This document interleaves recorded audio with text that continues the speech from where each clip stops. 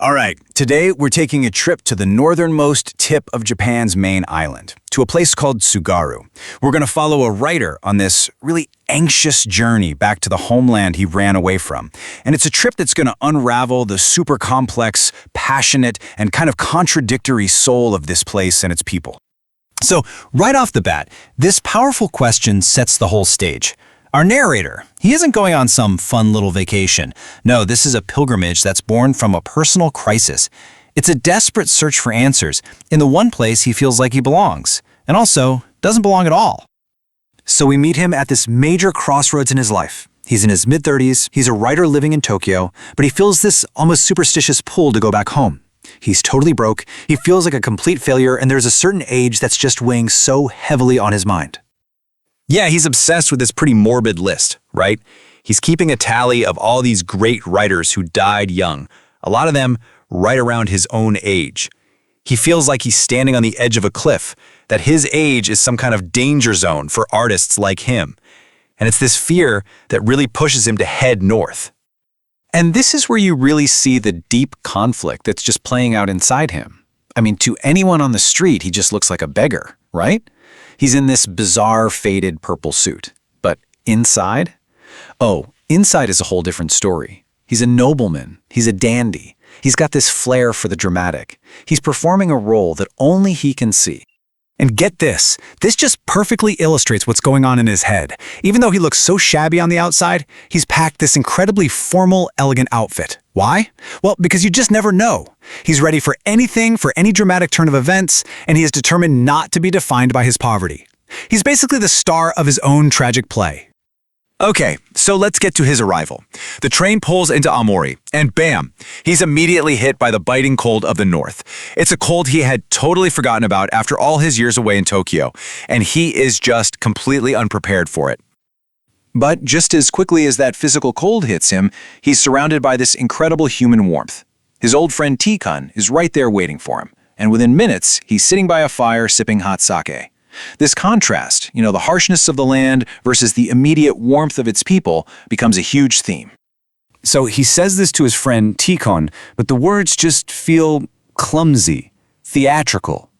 He immediately cringes, feeling like he sounds like some character in a play.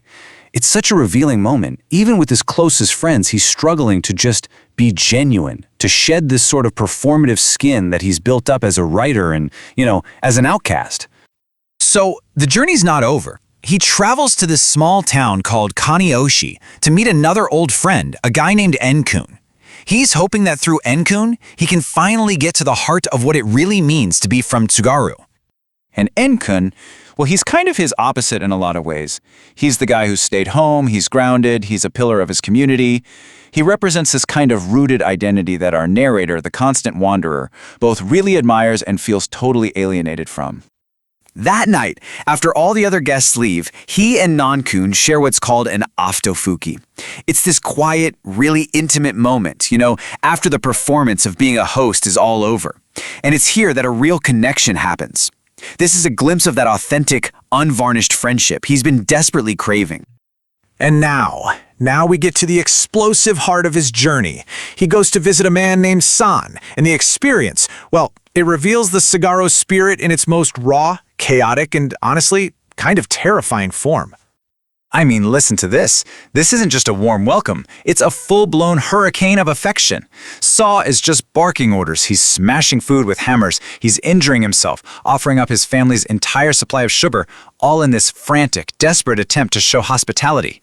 It's overwhelming, it's clumsy, and it's almost violent.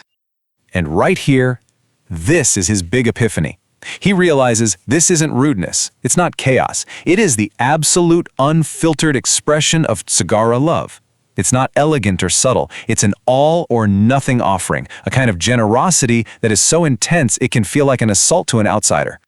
But where does that come from? Why is this kind of desperate, all-in affection a thing? Why is love expressed with such ferocious intensity? The answer, he finds out, is buried in the very soil of the region itself.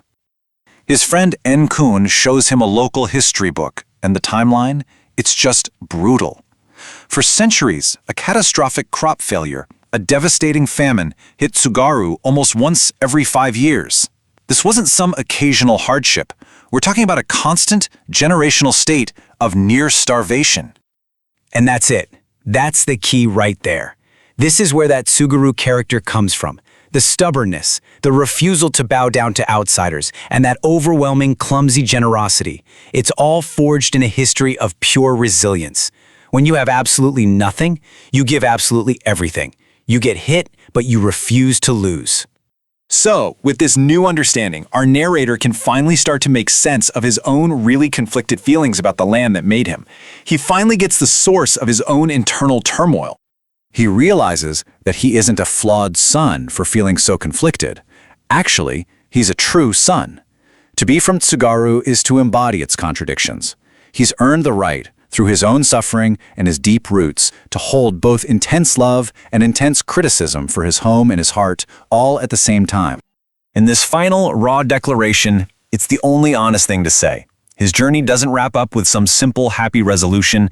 It ends with an acceptance of complexity, of the beautiful and the ugly, the warmth and the hardship. It's a love story for sure, but it is a deeply complicated one. And really, that's what this whole journey home leaves us with. It kind of forces us to ask about our own roots. Is our connection to the place we call home a simple one? Or is it, like it was for our narrator, a tangled, passionate, and deeply human mix of both love and hate?